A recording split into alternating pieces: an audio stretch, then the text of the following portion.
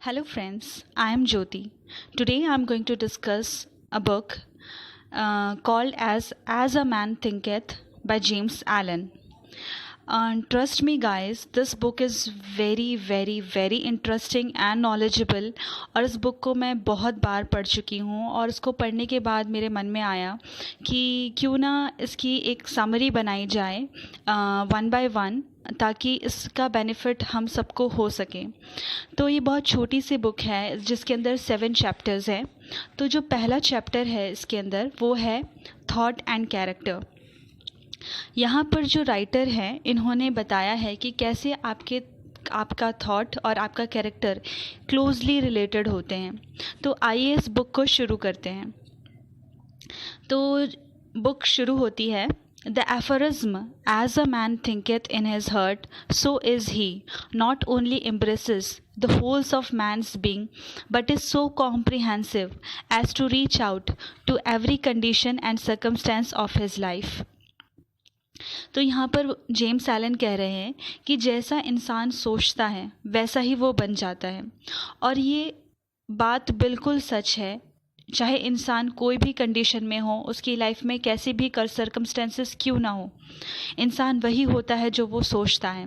A man is literally what he thinks, his character being the complete sum of all his thoughts. तो जैसे उसके विचार होते हैं बिल्कुल ठीक उसी तरह उसका कैरेक्टर भी होता है। यहाँ पर एक बहुत ही इंटरेस्टिंग एग्जाम्पल दिया है उन्होंने। कहते हैं, As the plant springs from and could not be without the seed, so every act of a man spring from the hidden seeds of thought and could not have appeared without them. तो जैसे कि पौधा, उसका existence बिना कोई बीज के नहीं है, बीज था तभी तो वो पौधा बना। इसी प्रकार से इंसान का कोई भी एक्शन होता है, वो एक्शन रिजल्ट होता है उसकी थॉट्स का। उसकी थॉट एक बीज की तरह है और वो एक्शन पौधे की तरह है। तो कोई भी एक्शन इंसान करता है, कोई भी उसके लाइफ में जो भी वो कर्म करता है, उसके पीछे कोई ना कोई उसकी थॉट होगी। चाहे उसका एक्शन बहुत सोच समझ के किया गया हो, चाहे उसका एक्शन एकदम स्पॉन्टेनियस हो, बिल्कुल उसने तुरंत किया हो, उसके पीछे कोई ना कोई थॉट फैक्टर हमेशा इन्वॉल्व रहता है। जेम्स एलन कहते हैं, act is the blossom of thought and joy and suffering are its fruit, thus does a man garner in the sweet and bitter fruitage of his own husbandry. तो James Allen कह रहे हैं कि जो हमारे विचार होते हैं तो उसी के अनुसार हमारे कर्म होते हैं और उसी के अनुसार हमको रिजल्ट्स भी मिलते हैं। जो जॉय है और सफरिंग है, ये हमारे एक्शंस के ही तो फ्रूट हैं। जैसे हमारे एक्शंस होंगे वैसे ही हमारी लाइफ होगी, और जैसे हमारे थॉट्स होंगे वैसे ही हमारे एक्शन होंगे। इन्होंने बड़ी सुंदर लाइन लिखी है, लिखते हैं, Thought in the mind hath made us. What we are by thought was wrought and built. If a man's mind hath evil thoughts, pain comes on him as comes the wheel the ox behind. तो कह रहे हैं कि जो हमारे विचार हैं हमारे दिमाग में, हमारे ब्रेन में जो भी थॉट्स हैं, उन्होंने ही हमको बनाया है। अगर इंसान के अंदर नेगेटिव थॉट्स हैं, इविल थॉट्स हैं, तो उसकी लाइफ में दुख आना ही आना है। जैसे कि आपने बैलगाड़ी देखी होगी, जैसे जैसे बैल आगे बढ़ता जाता है, उसका जो पहिया है, व्हील है, वो भी अपने आप घूमने लगता है। तो इसी तरीके से कह रहे हैं कि अगर इंसान के दिमाग में, उसके ब्रेन में इविल थॉट्स हैं तो उसकी लाइफ में पेन श्योर शॉट है।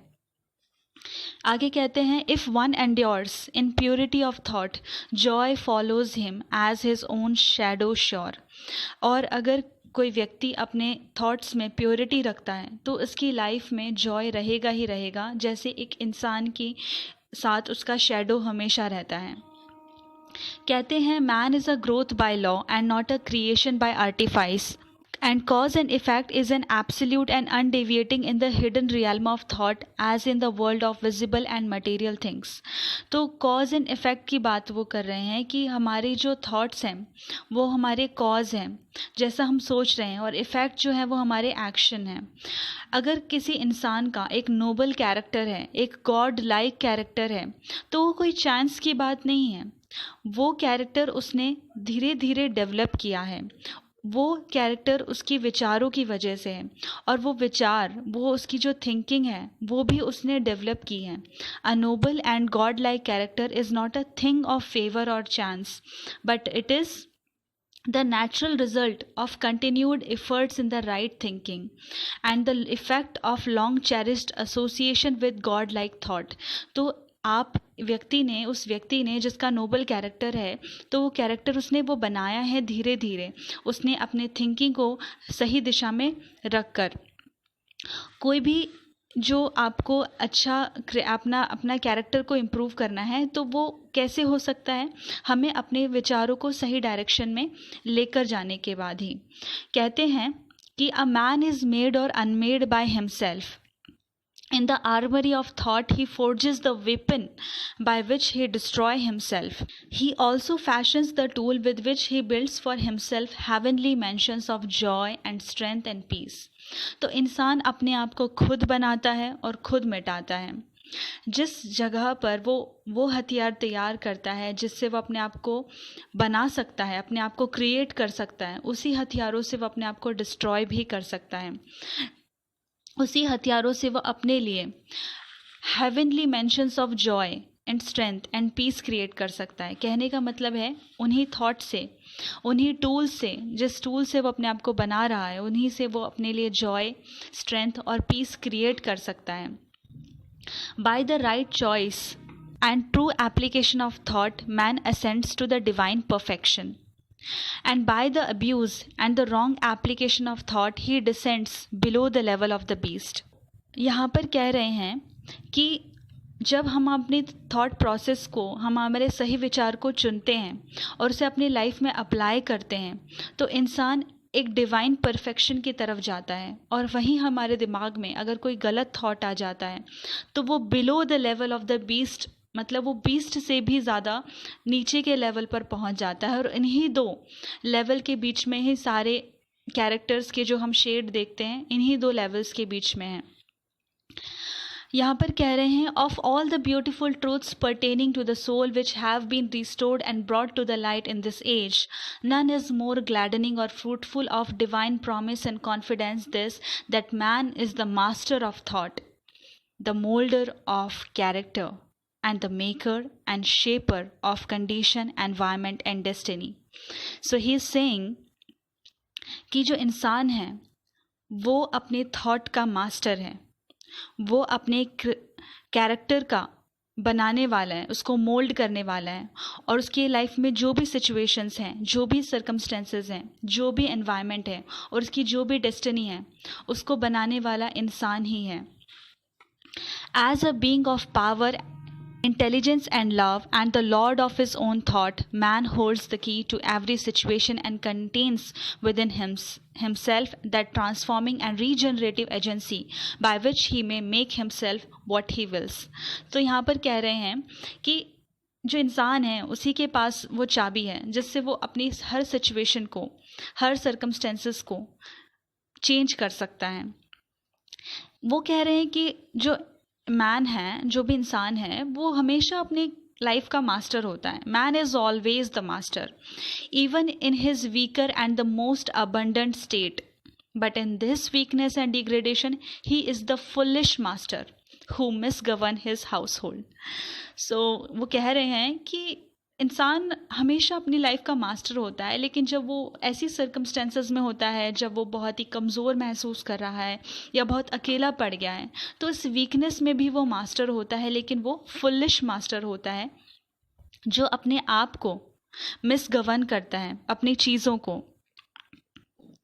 नेक्स्ट वो कह रहे हैं कि when he begins to reflect upon his condition, he was saying when he begins to reflect upon his condition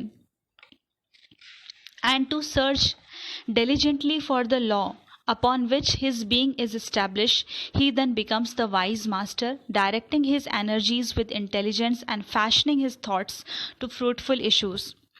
जब इंसान अपने आप को बैठकर एकांत में बैठकर मनन करता है और ये बात को जानने की कोशिश करता है, ट्रूली अपने सच को जानने की कोशिश करता है और अपनी कंडीशन पर रिफ्लेक्ट करता है कि वो जिस भी कंडीशन में है वो ऐसा क्यों है, तब वो एक वाइज मास्टर बनता है, जहाँ पर वो अपनी सारी एनर्जीज अपने इंटेलिजेंस के साथ एक दिशा में चलता है, जहाँ पर वो अपने थॉट्स को उस इशू पर फोकस करता है और सॉल्यूशन निकालने की कोशिश करता है।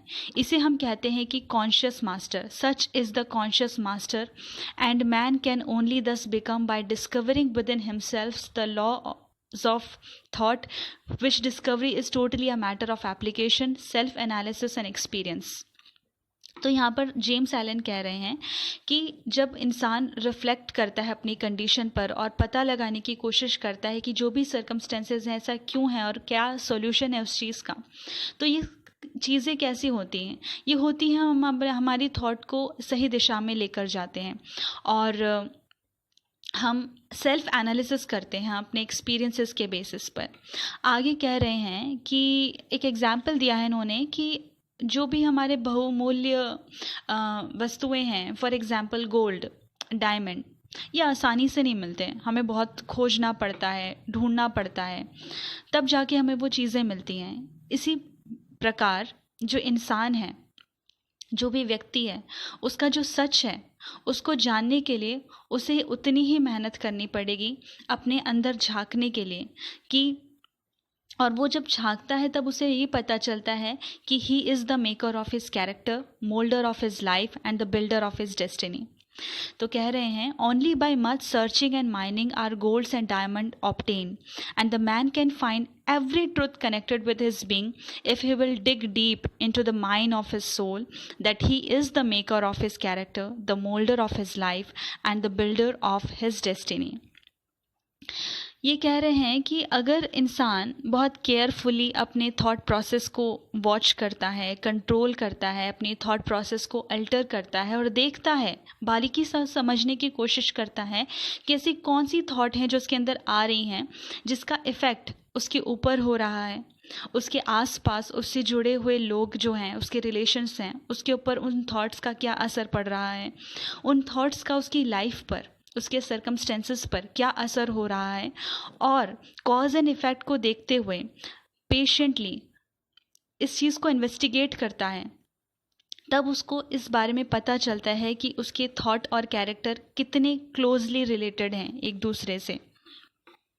जो लाइफ में छोटे छोटे एक्सपीरियंसेस होते हैं, जो छोटे छोटे इंसिडेंट्स होते हैं, उसको भी हम बारीकी से अगर स्टडी करें, एनालाइज करें, तो हमें पता चलेगा कि हमारे थॉट प्रोसेस क्या है और हमारा कैरेक्टर उस थॉट प्रोसेस से कितना क्लोजली रिलेटेड है। He is saying, if a man watch, control and alter his thought, tracing their effect upon himself and upon other, upon his life and circumstances, linking cause and effect by patient practice and investigation and utilizing his every experience, even to the most trivial everyday occurrences, as a means of obtaining the knowledge of himself. तो वो क्या कह रहे हैं कि जो छोटे छोटे इंसिडेंट हमारी लाइफ में होते हैं, अगर हम उनको भी इस्तेमाल कर सकते हैं अपने बारे में जानने के लिए कि हम कैसे हैं, अपने बारे में समझ को इंक्रीज़ करने के लिए, तब इसी डायरेक्शन में इंसान अपने आप को जान पाता है, अपनी नॉलेज को इंक्रीज़ कर पाता है। यहाँ पर बहुत ही अच्छी लाइन उन्होंने लिखी है, he that seeketh findeth and to him that knocketh it shall be open. So beautiful. कह रहे हैं ही दैट सीकेथ फाइंडेथ, जो ढूंढता है उसे वो मिलता है, जो नॉक करता है उसी के लिए ही गेट ओपन होता है। और वो किस गेट की बात कर रहे हैं? He was talking about the door of the temple of knowledge. He is talking about knowledge. और ये कैसे होगा? ये होगा पेशेंस से, प्रैक्टिस से और परजर्वरेंस से, कंटिन्यूसली उस दिशा में काम करने से। So I want to end this session with this beautiful line, he that seeketh findeth and to him that knocketh it shall be open. Thank you so much for being so patient and listening to this first chapter, Thought and Character, of this amazing book, As a Man Thinketh. Thank you so much.